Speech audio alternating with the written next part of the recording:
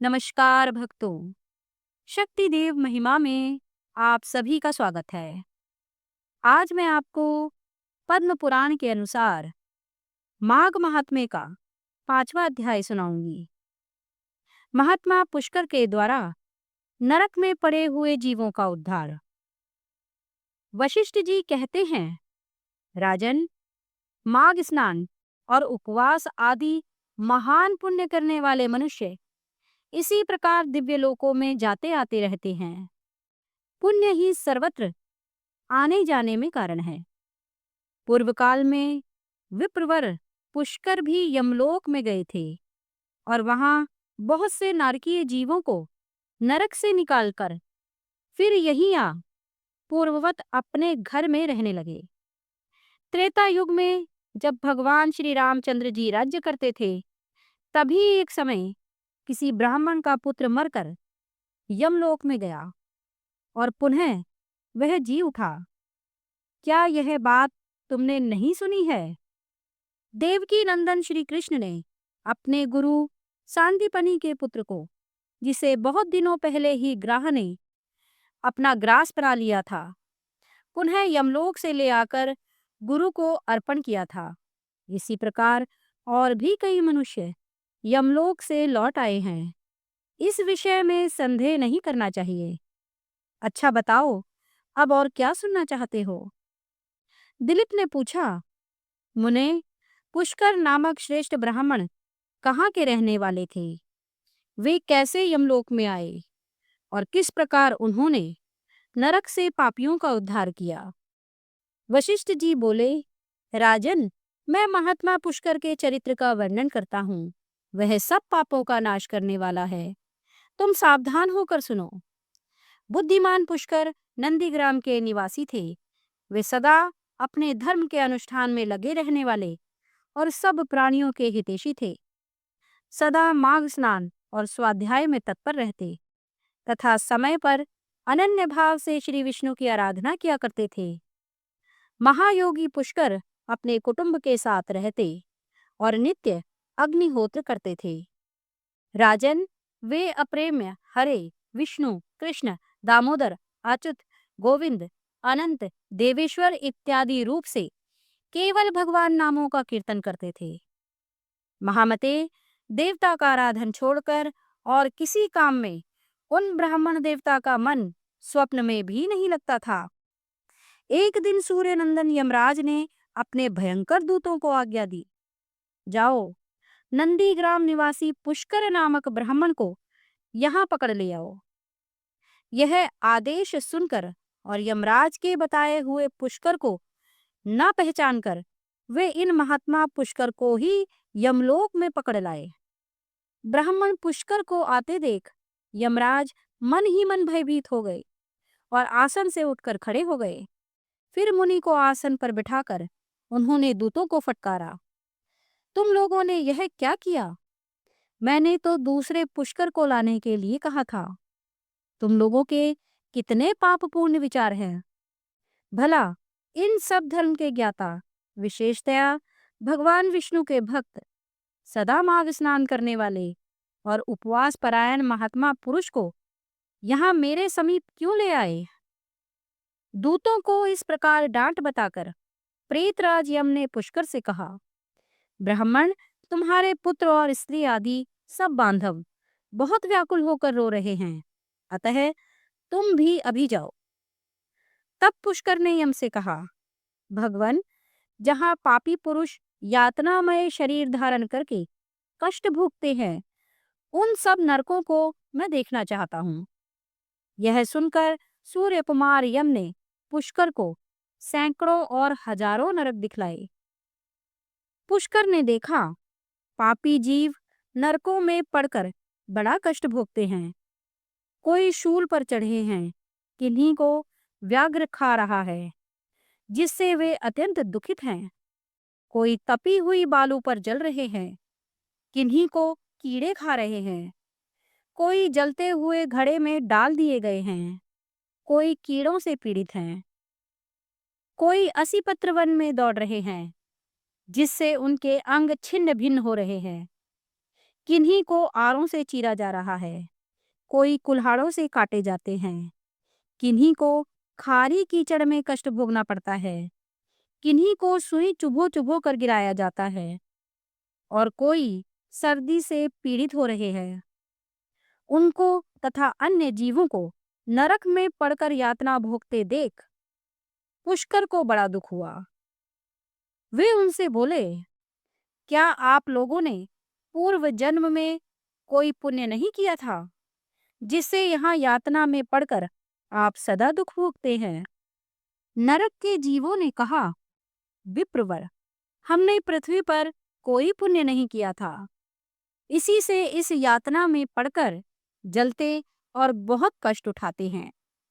हमने पराई स्त्रियों से अनुराग किया, दूसरों के धन चुराए, अन्य जीवों की हिंसा की, बिना अपराध ही दूसरों पर लांछन लगाए, ब्राह्मणों की निंदा की, और जिनके भरण पोषण का भार अपने ऊपर था, उनके भोजन किए बिना ही हम सबसे पहले भोजन कर लेते थे। इन्हीं सब पापों के कारण हम लोग इस नरक अग्नि में दग्ध हो रहे हैं। प्यासी गौएं जब जल की ओर दौड़ती हुई जाती, तो हम सदा उनके पानी पीने में विघ्न डाल दिया करते थे। गौओं को कभी खिलाते पिलाते नहीं थे, तो भी उनका दूध दोहकर पेट पालने में लगे रहते थे। याचकों को दान देने में लगे हुए धार्मिक पुरुषों के कार्य में रोड़े अटकाया करते थे।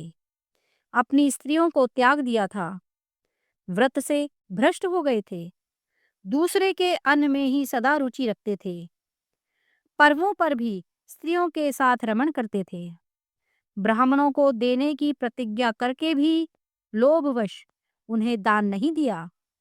हम धरोहर हड़प लेते थे, मित्रों से द्रोह करते तथा झूठी गवाही देते रहते थे। इन्हीं सब पापों के कारण आज हम दग्ध हो रहे हैं। पुष्कर ने कहा, क्या आप लोगों ने भगवान जनार्दन का एक बार भी पूजन नहीं किया? इसी से आप ऐसी भयानक दशा को पहुंचे हैं। जिन्होंने समस्त लोकों के स्वामी भगवान पुरुषोत्तम का पूजन किया है, उन मनुष्यों को मोक्ष तक हो सकता है। फिर पाप क्षय की तो बात ही क्या है। प्राय आप लोगों ने श्री पुरुषोत्तम के चरणों में मस्तक नहीं झुकाया है, इसी से आपको इस अत्यंत भयंकर नरक की प्राप्ति हुई है। अब यहाँ हाहाकार करने से क्या लाभ? निरंतर भगवान श्री हरि का स्मरण कीजिए। वे श्री विष्णु समस्त पापों का नाश करने वाले हैं। मैं भी यहाँ जगदीश्वर के नामों का कीर्तन करता हूँ। वे नाम निश्चय ही आपका कल्याण करेंगे। नरक के जीवों ने कहा, ब्राह्मण, हमारा अंतःकरण अपवित्र है, हम अपने पाप से संतप्त हैं। ऐसे समय में आपके शरीर को छूकर बहने वाली वायु हमें परम आनंद प्रदान करती है। धर्मात्मन, आप कुछ देर तक यहाँ ठहरिए, जिससे हम दुखी जीवों को क्षण भर भी तो सुख मिल सके। ब्राह्मण, आपके दर्शन से भी हमें बड़ा संतोष होता है। अहो, हम पापी जीवों पर भी आपकी कितनी दया है। यमराज ने कहा, धर्म के ज्ञाता पुष्कर, तुमने नरक देख लिए, अब जाओ। तुम्हारी पत्नी दुख और शोक में डूबकर रो रही है। पुष्कर बोले, भगवन, जब तक इन दुखी जीवों की आवाज कानों में पड़ती है, तब तक कैसे जाऊं? जाने पर भी वहां मुझे क्या सुख मिलेगा? आपके किंकरों की मार खाकर जो आग के ढेर में गिर रहे हैं, उन नारकीय जीवों की यह दिन रात की पुकार सुनिए। कितने ही जीवों के मुख से निकली हुई यह ध्वनि सुनाई देती है। हाय, मुझे बचाओ, मेरी रक्षा करो, रक्षा करो। समस्त भूतों के आत्मा और सबके ईश्वर सर्वव्यापी श्री हरि की मैं नित्य आराधना करता हूँ। इस सत्य के प्रभाव से नरकीय जीव तत्काल मुक्त हो जाएं। भगवान विष्णु सब में स्थित हैं और सब कुछ भगवान विष्णु में स्थित है। इस सत्य से नरकीय जीवों का तुरंत कलेश से छुटकारा हो जाए। हे कृष्ण, हे अच्युत, हे जगन्नाथ, हे हरे, हे विष्णु, हे जनार्दन, यहाँ नरक के भीतर यातना में पड़े हुए इन सब जीवों की रक्षा कीजिए। पुष्कर के द्वारा उच्चारित भगवान के नाम सुनकर वहां नरक में पड़े हुए सभी पापी तत्काल उससे छुटकारा पा गए। वे सब बड़ी प्रसन्नता के साथ पुष्कर से बोले, ब्राह्मण, हम नरक से मुक्त हो गए। इससे संसार में आपकी अनुपम कीर्ति का विस्तार हो। यमराज को भी इस घटना से बड़ा विस्मय हुआ। वे पुष्कर के पास जा प्रसन्नचित होकर वरदान के द्वारा उन्हें संतुष्ट करने लगे। वे बोले, धर्मात्मन, तुम पृथ्वी पर जाकर सदा वहीं रहो। तुम्हें और तुम्हारे सौहार्दों को भी मुझसे कोई भय नहीं है। जो मनुष्य तुम्हारे महात्म्य का प्रतिदिन स्मरण करेगा, उसे मेरी कृपा से अपमृत्यु का भय नहीं होगा।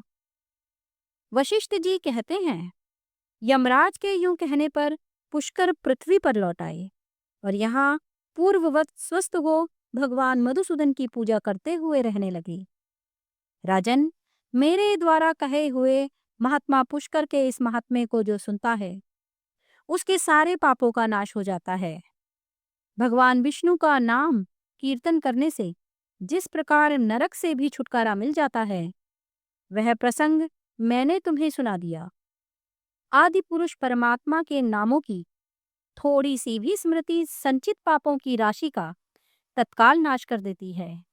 यह बात प्रत्यक्ष देखी गई है। फिर उन जनार्दन के नामों का भली भांति कीर्तन करने पर उत्तम फल की प्राप्ति होगी। इसके लिए तो कहना ही क्या है। तो भक्तों, आप सभी पर माता लक्ष्मी सहित भगवान श्री हरि विष्णु की कृपा बनी रहे और आप सभी का जीवन मंगलमय हो।